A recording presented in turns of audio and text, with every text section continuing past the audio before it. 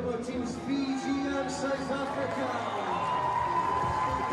The little pop pass inside, oh lovely hands, Sami Kunatani on his way to the try line, magnificent from the fabulous Fijian flyer.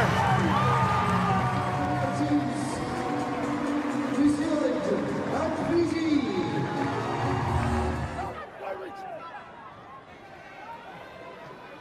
And Fiji just hanging on to the ball, an offside decision, but a cut and goal from Misaki Katatoni-Bal.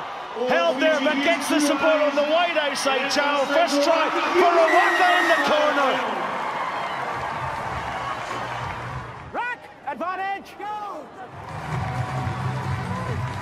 You expect something from your teammates and you work hard. That is a shadow of the team that's played for the last 2 days. It's an embarrassment. So you need to sort your stuff out for the next 10 minutes and decide where our fate lies. You got that right? And now Fiji really stretching. This is the response that Ben Ryan wanted.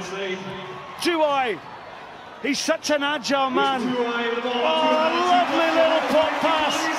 And Asia Kalinasal is in under the post. And that's the response that Ryan was looking for.